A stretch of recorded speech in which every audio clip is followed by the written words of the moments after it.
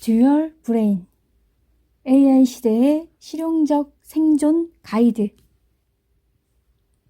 뉴욕 타임즈의 베스트셀러입니다. 아마존은 2024년 과학 분야 올해의 책으로 선정했습니다.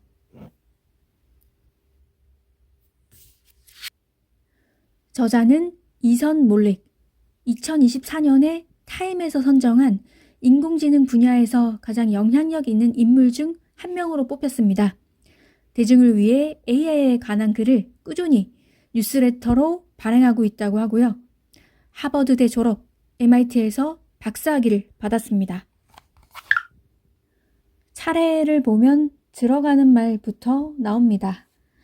1부 외계의 지성의 탄생, 2부 사람으로서의 AI, 창작가로서의 AI, 코치로서의 AI, 또 우리의 미래와 AI, 맺은 말까지 나옵니다. 이 책에 대한 평을 볼 때 겉돌지 않고 AI에 대한 자세한 내용을 다룬다는 걸 봤어요. 궁금해지네요. 2025년은 AI의 결정적 한 해가 될 것이다. 듀얼 브레인. 구성은 들어가는 말 1부, 2부, 맺은 말까지입니다. 1부는 외계지성의 탄생부터 공동지능이 되기 위한 4가지 원칙. 2부는 사람으로서의 AI부터 동료로서의 AI, 우리의 미래와 AI 등으로 나옵니다.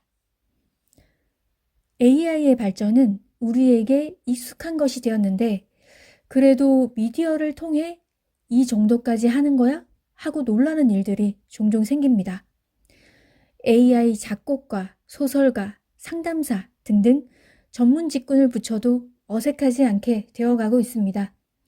그래서 우리의 일자리에 대한 걱정을 하기도 하는데 인간이 AI를 지배하는 한 이것을 활용해서 소득을 올리는 방향으로 가지 않을까 합니다. 물론 입지가 좁아지는 직업들이 있겠지만 AI를 잘 이용하는 쪽으로 어떻게든 일을 하려고 할 것이고 효율성이 높아지면서 근무 시간이 줄어들면 바람직할 겁니다. 이상적인 융합이 이루어졌을 때 말입니다.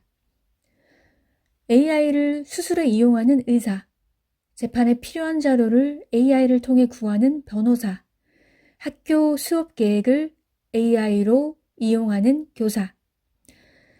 이러한 방식들은 점점 발전을 할 수 있지만 오히려 뒤처질 가능성도 있습니다. 전문적인 지식과 기술이 확고하게 갖추어진 상태여야 AI의 활용을 극대화할 수 있습니다. 그것이 얕은 상태에서는 AI에 끌려다니면서 성과는 없는 것이 되어버리고 맙니다. 저자는 AI가 그럴듯한 답변을 하기 위해 거짓말을 잘 한다고 말합니다. 전부 사실로 믿었다가는 낭패를 보는 겁니다. A 변호사는 개인 상해 소송을 준비하면서 챗 GPT를 사용해 몇 건의 판례를 제출했는데 그것이 거짓으로 판명이 났습니다. 확인 절차 없이 무조건 사실로 알아서 일어난 해프닝인데 당연히 해야 될 확인 절차를 무시하고 벌금을 물게 됐습니다. AI를 무조건 믿고 의지해버리면 이렇게 위험한 상황을 만들기 쉽습니다. 보조 도구로서 어떻게 잘 사용하는지가 능력을 키우는데 관건이 될 것입니다. AI를 주제로 책 발간을 준비하면서 저자는 LLM을 통해 수많은 질문을 하고 답변을 얻었습니다. 간단한 정보를 얻고 끝낼 게 아니라면 답변을 내 의도대로 할 수 있게 만들기 위해서 질문이 매우 중요합니다. AI도 능력치가 각각 다르겠지만 창의적인 것에 도움을 받기 원한다면 질문이 단순해서는 안 됩니다. 그리고 AI 또한 방대한 정보를 바탕으로 응답을 하게 되는데 현재의 기준한 진위 여부를 잘 확인해야 합니다. 지루한 작업을 빠르게 해결해주는 도우미가 될 수 있지만 어떤 주체에게는 잘못 이용해서 독이 될 수도 있습니다. 그래도 지금까지는 많이 유용하다고 생각됩니다. AI가 나중에 문제가 된다고 해도 아예 없애기는 어렵지 않을까 하고, 그렇다면 편리하고 바람직한 방향으로 개발이 되어야 합니다. 모든 경우의 수, 먼저 AI의 발전이 여기서 멈추는 것은 가능성이 낮습니다. 조금씩 발전하는 것과 급속도의 발전은 가능성이 큽니다. 잘만 이용하면 우리의 업무 시간을 확실히 단축해주고 삶의 질을 높여줄 겁니다. 문제는 마지막인데, 인공지능이 과하게 발달해서 스스로 AI를 만들고 인간의 우위를 점하게 되는 겁니다. 인간이 필요 없다고 판단해버릴지도 모릅니다. 영화에서나 보는 스토리이고 가능성이 낮긴 하지만 미래는 어떻게 바뀔지 장담은 못합니다. 그런 의심을 한켠에 남겨두더라도 인간은 앞으로 나아가는 습성을 가졌습니다. 평화주의보다는 개발주의가 세상을 더 강하게 이끌고 있는 듯합니다. AI와 친구가 되는 날이 다가오고 있고 실생활의 동반자가 되고 있습니다. 상호 보완이 잘 이루어져 우리의 삶에 많이 유익하게 적용되었으면 합니다. 책에서 인상 깊은 부분을 읽어볼게요. 수많은 연구에 따르면 AI로부터 가장 큰 도움을 받는 사람은 초기 역량이 가장 낮은 사람이다. 즉 AI는 저성과자를 고성과자로 만든다. 글쓰기에서는 서툰 작가가 괜찮은 작가가 된다. 창의성 테스트에서는 점수가 낮은 사람이 높은 점수를 받게 된다. 로스쿨에서는 법률 문서 작성 실력이 가장 형편없는 학생이 훌륭한 문서를 작성하게 한다. 콜센터에서 초기 생성형 AI를 사용했던 연구에서는 업무 역량이 떨어지는 직원들의 생산성이 35% 향상된 반면 숙련된 직원들의 생산성은 거의 향상되지 않았다. 우리가 진행했던 보스턴 컨설팅 그룹의 연구에서도 비슷한 효과가 나타났다. 그런데 이 연구에서는 실력이 낮은 직원뿐만 아니라 실력이 뛰어난 직원의 성과도 향상됐다. 이러한 연구 결과는 AI가 능력의 불평등을 없애서 모든 사람이 우수한 직원으로 거듭나는 급진적인 업무 재구성의 가능성을 보여준다.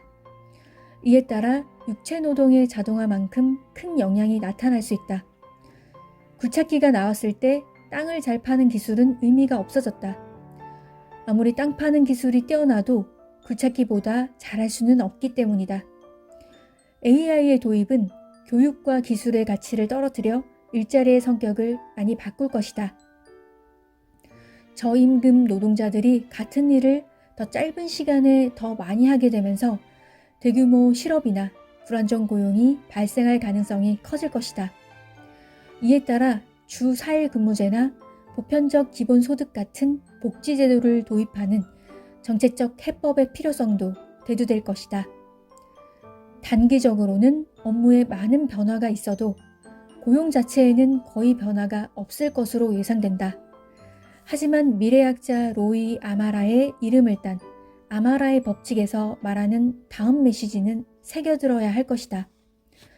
우리는 단기적으로 기술의 영향을 과대평가하고 장기적으로 그 영향을 과소평가하는 경향이 있다.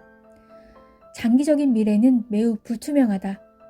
AI는 일부 산업을 다른 산업보다 크게 변화시킬 것이고 마찬가지로 일부 직업은 급진적으로 달라지는 반면 일부 직업은 전혀 달라지지 않을 것이다.